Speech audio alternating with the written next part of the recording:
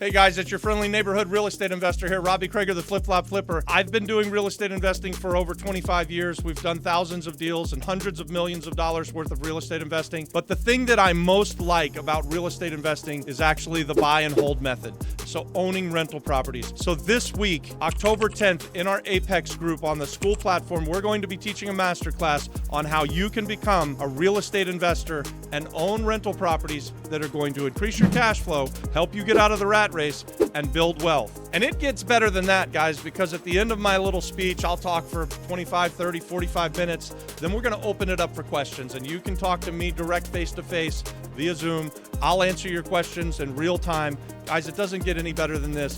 By the end of this masterclass, you're going to have action steps that you can take to make yourself a real estate investor, to get in the game, and to get out of the dreaded rat race, to quit that 9-to-5. It's our heart's desire, guys, to see you become a real estate investor. In fact, we'd even love to partner with many of you. So if that sounds good, find the link in the description. Now, watch this clip. We'll talk again after. I'm Robbie Krager, the Flip Flop Flipper. In this video, I'm going to show you how to buy your first rental property, even if you're broke.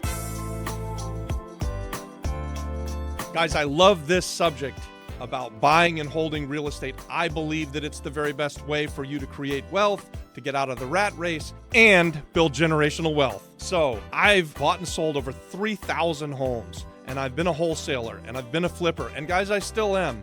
And I would encourage you that eventually you will become that as well, or maybe you start out as a wholesaler, which is a nice way to get into becoming a real estate investor. We call it real estate investing with training wheels. Maybe you want to become a flipper, and we've got other videos on that and just being a flipper. But that's a great way to create chunk money.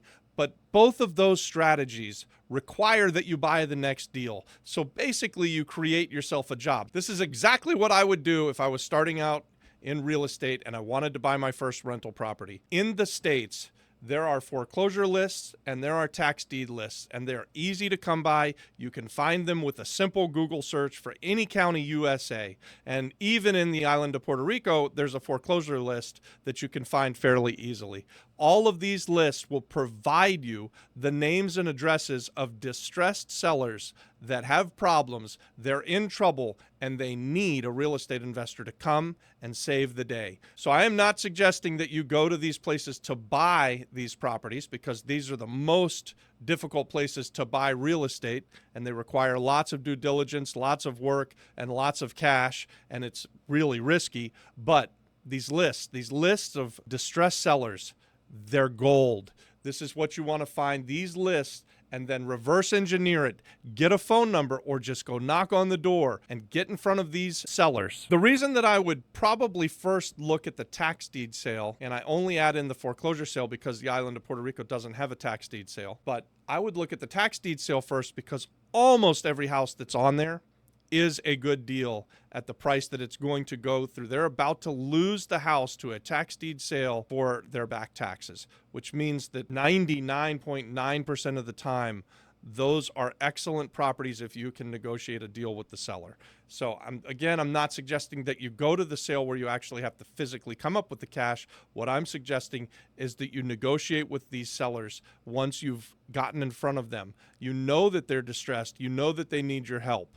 And so what you're looking for with this list is to find motivated sellers who will, one, sell you houses with seller financing, or two, sell you houses with subject to loans already in place. Once you're in front of these distressed sellers, these motivated sellers, these golden sellers, you're going to negotiate with them to buy their property. I would very quickly express who you are.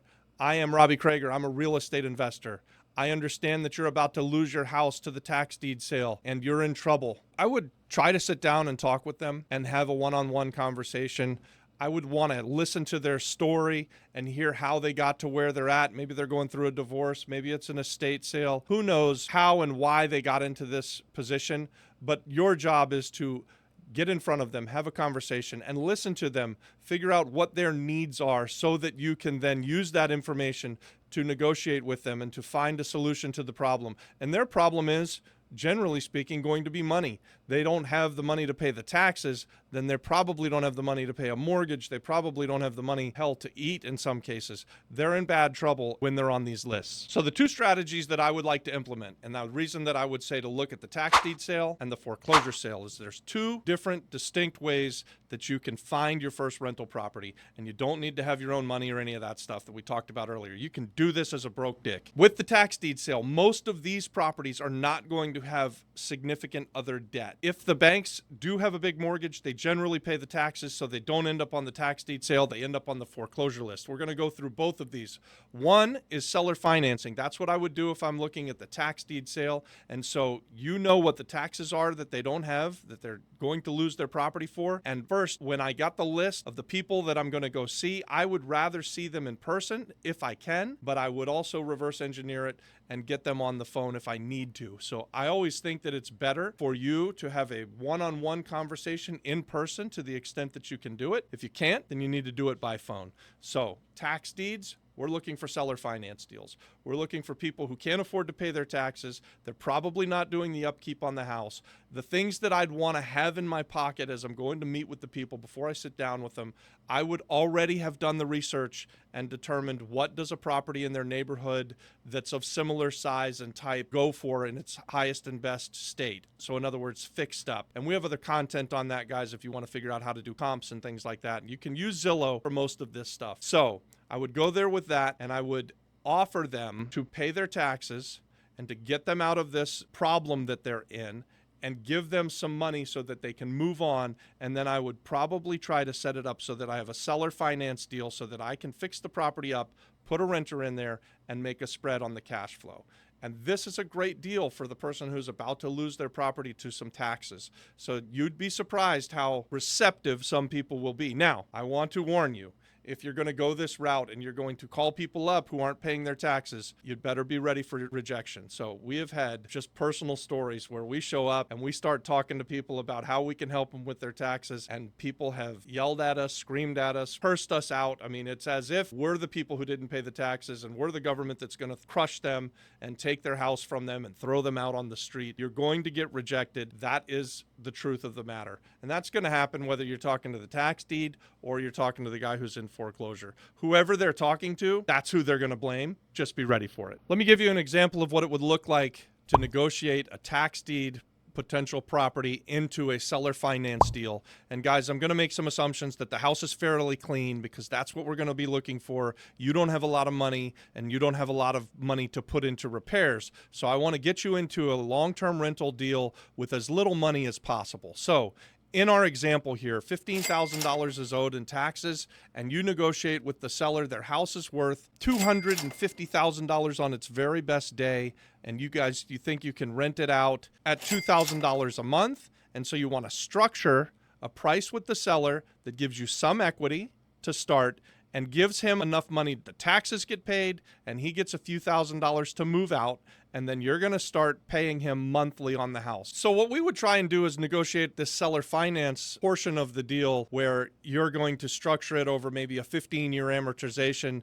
If you offer him 0% interest and you get this accepted, that's going to be phenomenal. Your monthly payment would then be on that $180,000, $1,000 a month for the next 15 years, and you would put a renter in there that would cover your $1,000 a month and make you $1,000 a month. Now, I use this example because when I get to the real life example on the foreclosure sale, you're going to see that it very much lines up with what I did really just last month in Altamont Springs, Florida. So that's how I would go through the tax deed list, negotiate with sellers, get them some money to pay the taxes and some cash to move on, and start giving them some cash flow every month. The ones that are willing to sell to you are going to be excited to listen to you because they're out of options, and you're talking to them at a point in time when they're about to lose everything. If they lose the house to taxes, they get nothing. The sheriff shows up and throws them out. So keep that in mind. Why would somebody want to take your deal? Why would somebody want to do this seller finance deal with you? It's because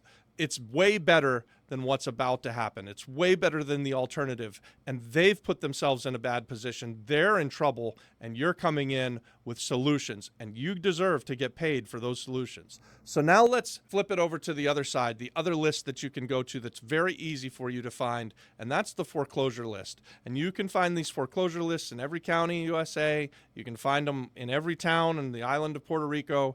They're readily available. They're easy to find. They give you the same kind of information. It's a little bit different, the structure, and we'll get into that, but you're going to be able to know who's losing the property, what the property address is. You're going to know approximately how much money they owe.